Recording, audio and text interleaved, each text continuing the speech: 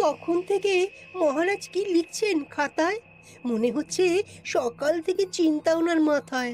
হ্যাঁ, তাই মনে হচ্ছে। আমাদের সাথে কোনো কথাই বলছেন না, শুধু লিখে চলেছেন। একজন মানুষ মনোযোগ দিয়ে কাজ করছেন আর তোমরা ক্রমাগত বকে চলেছো। না, আসলে মহারাজ কি কারণে চিন্তিত সেটা জানতে না পারলে আমাদেরও চিন্তা হয় বই কি। হুম অর্থ বুঝলে, অর্থ।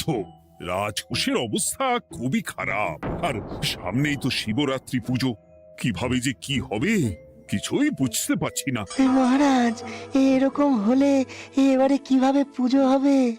শিবরাত্রির পুজোয় তো অনেক খরচ। এত লোকজন আসেন, তাদের জন্য ভোগের প্রসাদের ব্যবস্থা করা তো মুখের কথা নয়। এবার তোমাদের সবাইকে দায়িত্ব নিতে হবে। আমরা সবাই কি দায়িত্ব মহারাজ? আমি গতকাল তোমাদের রানীমার সাথে এই ব্যাপারে কথা বলেছি। রানীমা কি বললেন মহারাজ? দেখো, তোমরা সব সভাসদেরা যদি মুক্ত হস্তে দান করো, আর রাজকোষ থেকেও যতটা সম্ভব অর্থ সাহায্য দিয়ে এবারে পুজো এবং ভোগের আয়োজন তাহলে সুসম্পন্ন করা যাবে। দানের চেয়ে বড় পুণ্যকর্ম আর কি আছে? যে সভাসদ সবচেয়ে বেশি দান করবে তাকে পরে কিছু অর্থ সাম্মানিক হিসেবে দেওয়া হবে। আচ্ছা মহারাজ। তাহলে আজ রাজসভার আলোচনা এইটুকুই রইল, বাকি কথা পরে হবে। বলি গিন্নি, আমি খুব সমস্যার মধ্যে আছি বুঝলে। হ্যাঁ, তোমার তো অর্থের টান ধরলেই আমার কথা মনে পড়ে গো। কি করে বুঝলে? বাবা, বুঝবো না? এতদিন ধরে তোমার সাথে সংসার করছি, তাও বুঝবো না?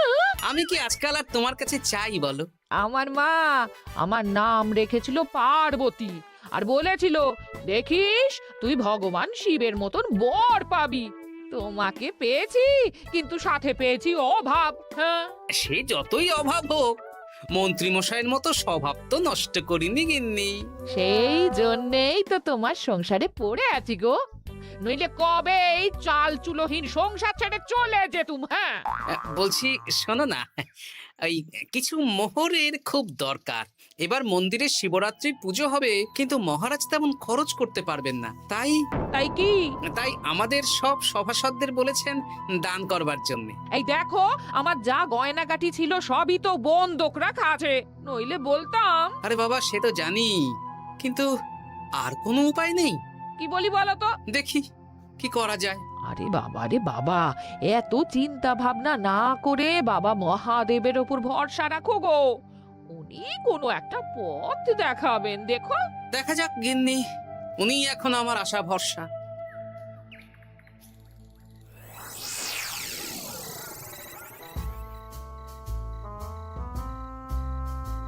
আরে মন্ত্রী মশাই, আপনি তখন থেকে শুধু এদিক ওদিক করছেন কেন বলুন তো? তা কি করব? না, আমরা তো বুঝতে পারছি না আপনার কি হলো। জীবনে অনেক অপমানিত হয়েছি, অনেক মার খেয়েছি, এবার সম্মান চাই। আর কেউ সম্মান না করলেও আমরা কিন্তু আপনাকে বেশ সম্মান করি মন্ত্রী মশাই। তোদের সম্মান আর মহারাজের সম্মানের মধ্যে অনেক পার্থক্য আছে। না, ওই এই ছোট মুখে বড় কথা বলছি মন্ত্রী মশাই, ক্ষমা করবেন। হ্যাঁ, মহারাজ আপনাকে কেন সম্মান করবেন? সামনে শিবরাত্রি, প্রত্যেক বছরের মতন এবছরেও গ্রামের মন্দিরে রাজবাড়ির তত্ত্বাবধানে পুজো হবে, আর সেই পুজোয় আমাকে দান করতে হবে। তা করুন, আপনার কি অর্থের অভাব নাকি? আরে বাবা, সব অর্থ দিয়েই তো তোদের গিন্নিমার গয়না বানিয়ে দিয়েছি, আমার হাতে আর আছে কই? ও, এই সামান্য ব্যাপার। আপনি মাছের তেলে মাছ ভাজুন। হ্যাঁ, আমিও তো তাই বলতে চাইছি। খোলসা করে বলতো তুই কি বলতে চাইছিস? মানে আমি বলতে চাইছি, আপনি আমাদের দায়িত্ব দিন, আমরা রাজ্যবাসীদের থেকে চাঁদা তুলবো, ভিক্ষে করবো। আরো অনেক কায়দা করে অর্থ উপার্জন করে আপনার হাতে দেব, আর সেই অর্থ আপনি নিজের বলে চালিয়ে দেবেন। ব্যাস, তাহলে তো আমার 90% চিন্তাই মাথা থেকে নেমে গেল। ব্যাস, আর কোনো চিন্তা নেই।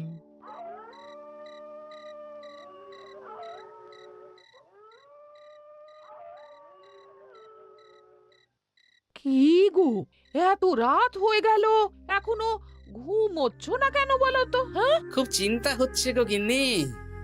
এখনো বুঝে উঠতে পারিনি যে কি করে দান করব। শুধু অর্থদানই কি দান নাকি গো? শিব ঠাকুর তো আমাদের প্রত্যেকের মধ্যেই রয়েছেন গো। হ্যাঁ, তা তো তিনি আছেন। তুমি বরং ভক্তদের সহযোগিতা করো। পুজোর দিন ভক্তরা দূর থেকে যাতে মন্দিরে আসতে পারে সেই ব্যবস্থা করো। মন্দির প্রাঙ্গণ পরিষ্কার পরিচ্ছন্ন রাখো। হ্যাঁ, ঠিক বলেছো গিন্নি, এটা তুমি ঠিক বলেছো।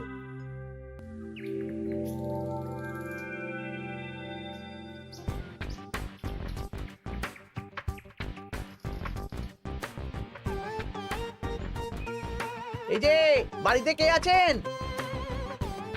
মন্ত্রী মশাই বলুন। হ্যাঁ, তা প্রত্যেক বছরের মতন এই বছরেও তো শিবরাত্রি উপলক্ষে মন্দিরে পুজো হচ্ছে, জানেন তো? হ্যাঁ, সে তো জানি, কিন্তু আমার গিন্নির পায়ে এত ব্যথা যে এবারে আর জল ঢালতে যেতে পারবে বলে তো মনে হয় না। তাতে কি, আপনি দান করুন, বাবা দূর থেকে আশীর্বাদ দিয়ে দেবেন। দান? তা কিসের দান? এত ধুমধাম করে পুজো হবে, তার দান। এ কি, এতদিন ধরে মন্দিরে তো দান দেওয়ার কোনো ব্যাপার ছিল না। এবার আছে। দান করা সবচেয়ে বড় ধর্ম। হ্যাঁ, আমরা বুড়ো বুড়ি খুব অল্প অর্থে সংসার চালাই। আমাদের ছেলে যেটুকু পাঠায় তা দিয়েই চালাই। আমরা আর কি দান করব মন্ত্রী মশাই? দরকার হলে কদিন না খেয়ে থাকবেন, বাবার নামে উপোস করবেন, আর যে দান করবে না আমি তাকে এই রাজ্যে থাকতে দেব না। ওরে বাবা রে, দিচ্ছি দিচ্ছি দিচ্ছি।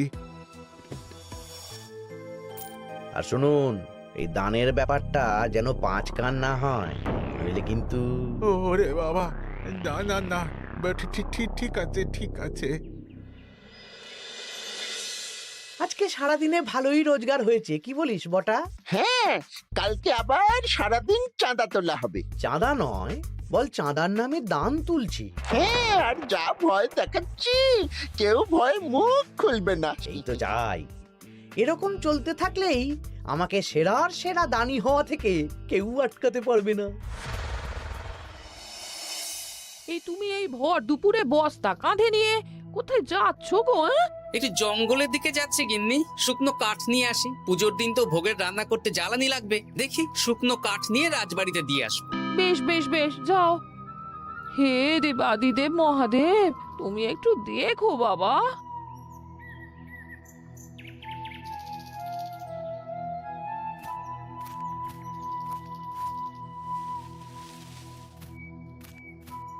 আরে আরে, নগেন খুঁড়ো না, এই সময় কাঠ কুড়োচ্ছ কেন? কি আর করব গোপাল, কাঠ কুড়িয়ে নিয়ে যাচ্ছি, এবার এগুলো হাটে বেচবো। সে কি গো, তোমার ছেলে তো শহরে চাকরি করে বলেছিলে, এ মাসে সে অর্থ পাঠায়নি? সে তো পাঠিয়েছিল বাবা, কিন্তু আর ভাগ্যের পরিহাস, কি বলবো বলো।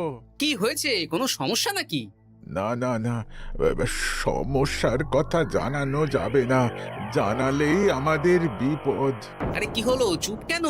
কি গো খুড়ো, কিছু বলো। কাউকে বলবে না তো বাবা? না না, বলো না, আমি কাউকে বলবো না, আমাকে বিশ্বাস করতে পারো। আসলে আজকে সকালে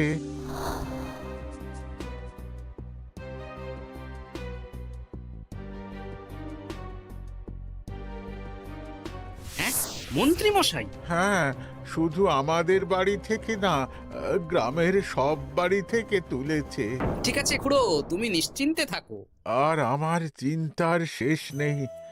আমার গিন্নির কদিন ধরে এত পায়ে ব্যথা যে এবারে অতটা হেঁটে মন্দিরে বাবার মাথায় দুধ ঢালতে যেতে পারবে না। ঠিক আছে, তুমি একদম চিন্তা করো না, আমি দেখছি কি করা যায়।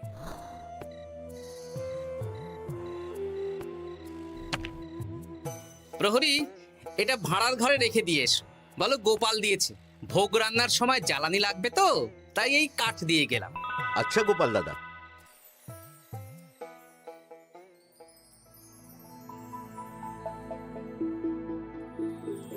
তারপর সবাই কিছু অর্থের যোগান করতে পারলে মহারাজ, আমি 5 মোহর অর্থ সাহায্য করতে চাই।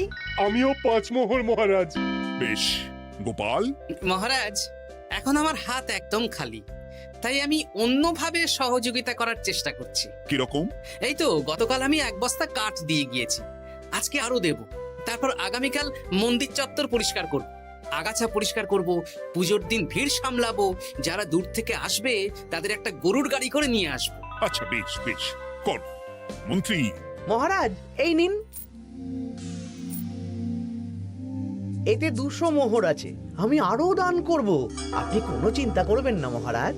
বাহ বাহ বাহ বাহ বাহ, এ তো বিশাল ব্যাপার। আমি জীবনে অনেক পাপ করেছি, তাই এখন দান করে একটু যদি পুণ্য লাভ হয় সেটাই আশা। বেশ বেশ।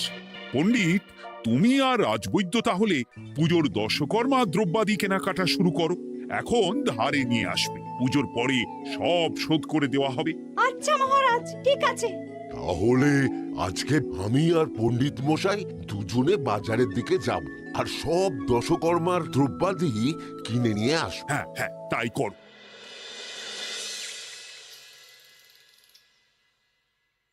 এই ঘটা পুঁটির বাবা একটা কানা করিও চাঁদা দেয়নি। হ্যাঁ, আমার মাথায় একটা বুদ্ধি আছে। কি বুদ্ধি? দেখ, ওদের বাড়ির বাইরে একটা শাড়ি ঝুলছে।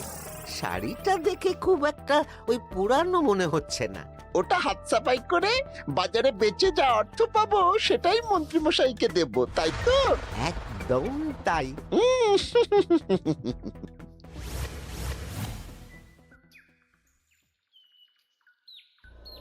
হাই পুটি, দেখ তোদের বাড়ি থেকে বটা ঘটা কাকা শাড়ি চুরি করছে। হ্যাঁ তাই তো। ন্যাপলা, ওরে বাবা রে, মরে গেলাম রে, ওরে মরে গেলাম। পালাও পালাও পালাও, ওরে বাবা। এই কি হয়েছে রে? চিৎকার করছিস কেন? আর বটা ওভাবে পালালো কেন? এই বটা ঘটা কাকা ওই পুটির মায়ের শাড়ি চুরি করে পালাচ্ছিল, আমরা ধরে ফেলেছি। সাব্বাস, এই তো চাই। তার মানে মন্ত্রী মশাই এখন দান করার জন্য চুরিও করাচ্ছে। বাহ! কি ভাবছো গোপাল দাদা? না, কিছু না। আচ্ছা পুটির বাবা, তোমাদের বাড়ি মন্ত্রী মশাই চাঁদা তুলতে আসেননি? এসেছিলেন তো, কিন্তু আমি বলে দিয়েছি আমি পারবো না। নিজেদের বীজ ধান কেনার অর্থ নেই, চাঁদা দেবো কি করে? আচ্ছা, এই ব্যাপার, এবার বুঝতে পেরেছি। অনেক ভয় দেখালেন, চমকালেন, কিন্তু কিচ্ছু দিইনি। তাই বটা ঘটা চুরি করতে এসেছিল, বুঝেছি। বেশ, এই সাবধানে থেকো। কিভাবে যে সংসার চালাবো? শোনো পুটির বাবা, তুমি এক কাজ করো। বলো। জঙ্গলে অনেক ধুত্র গাছ, আকন্দ গাছ আছে। তুমি পুজোর দিন সকাল থেকে মন্দিরের কাছে একটা ফুল মালা বেলপাতার দোকান দাও। এটা ভালো বুদ্ধি দিয়েছো। আমি তো এখন মন্দির প্রাঙ্গণ সাফ সাফাই করতে যাচ্ছি, আমি বরং কাজের ফাঁকে তোমার জন্য একটা ছাউনি দিয়ে মন্দিরের কাছে দোকান বানিয়ে দেব। তাহলে তো খুবই ভালো হয়। এই পুটি, তোরাও আমার সাথে চল, হাতে হাতে সাহায্য করবি। চল চল চল। চলো গোপাল দাদু।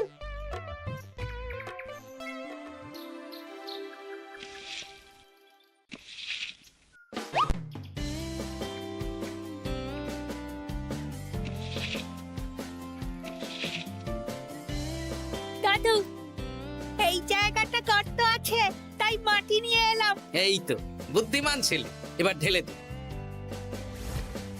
ব্যাস, এখানটা এবার ঠিক হয়ে গেল। দেখি এবার মন্দিরের পিছনের দিকটা একটু পরিষ্কার করে দিই।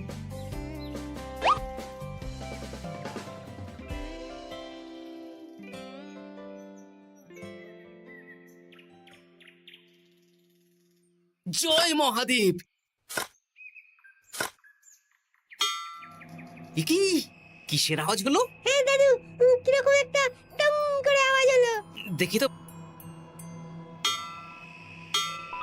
আরে বাবা, এটা ঘোড়া মনে হচ্ছে। হ্যাঁ তাই তো মনে হচ্ছে। জয় মহাদেব। বের করো বের করো। এই তো।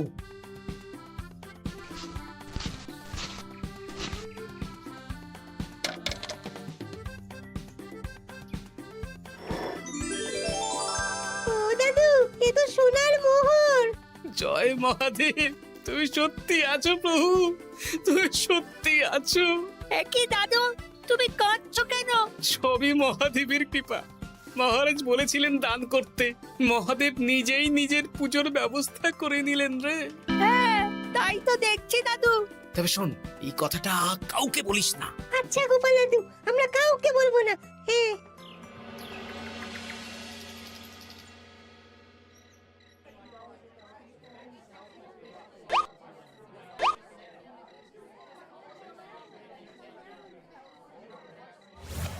এবার আগামীকাল পুজো।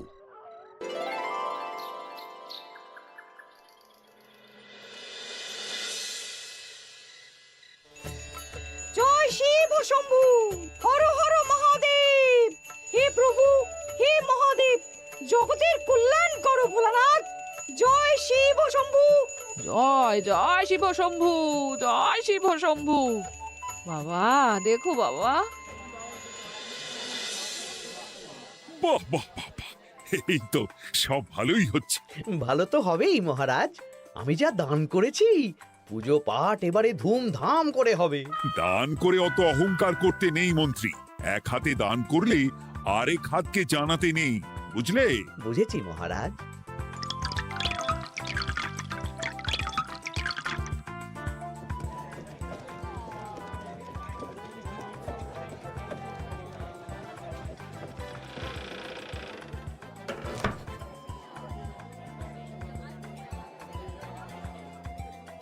আসুন খুড়িমা, আপনি আসুন।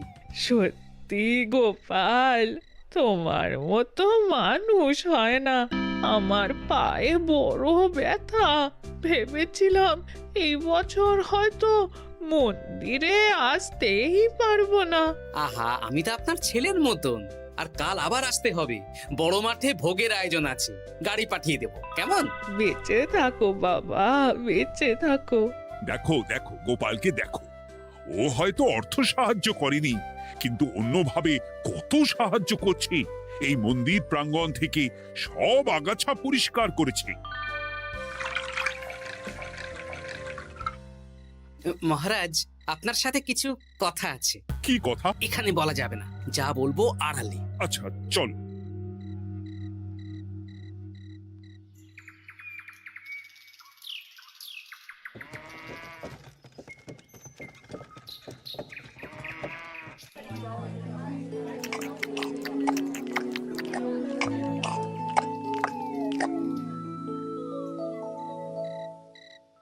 আজ সান্ধ্য সভায় সবাইকে আমি ডাকলাম, তার একটাই কারণ। কি কারণ মহারাজ? কি বলবেন আজ? গতকাল শিবরাত্রির পুজো আর আজ বেলার পুজোর ভোগ গ্রহণ পর্ব বেশ ভালোভাবেই সুসম্পন্ন হলো। এতে আমি খুব খুশি ও শান্তি পেয়েছি। তাই মহারাজ আমাকে সম্মান প্রদান করবেন, তাই তো? আমার মনে হয় আমি সবচেয়ে বেশি দান করেছি। না, তুমি তো কোনো নিঃস্বার্থ দানই করনি। মানে আমি যে কত মোহর দিলাম। ওগুলো তো লোকজনকে ভয় দেখিয়ে দানের নামে চাঁদা তুলে দিয়েছো। সব জেনে গেছেন। হ্যাঁ, সেই জন্য সম্মান নয়, তোমাকে শাস্তি দেওয়া হবে। ওরে বাবা রে, ভুল হয়ে গেছে, ভুল হয়ে গেছে। ক্ষমা করুন মহারাজ, ক্ষমা করুন। এসব ক্ষমার অযোগ্য ভুল। যাই হোক, মহাদেবের কৃপায় মহাদেবের পুজো হয়েছে। তুমি যে অর্থ লোকজনের কাছ থেকে তুলেছিলে সেটা লোকজনের মধ্যেই বিলিয়ে দেওয়া হবে। তাহলে পুজোয় যা খরচ হলো তার বকেয়া কিভাবে মেটাবেন? সেটার ব্যবস্থা তো স্বয়ং মহাদেব করেছেন মন্ত্রী মশাই। হ্যাঁ, মহাদেব কিভাবে? আমি একদিন বিকেল বেলা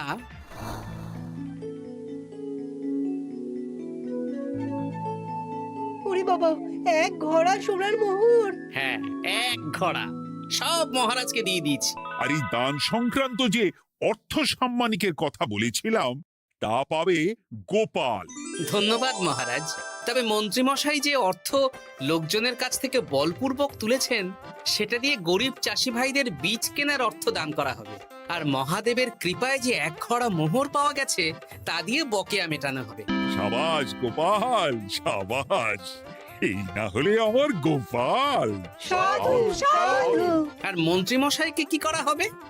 ওকে কাল শাস্তি দেওয়া হবে।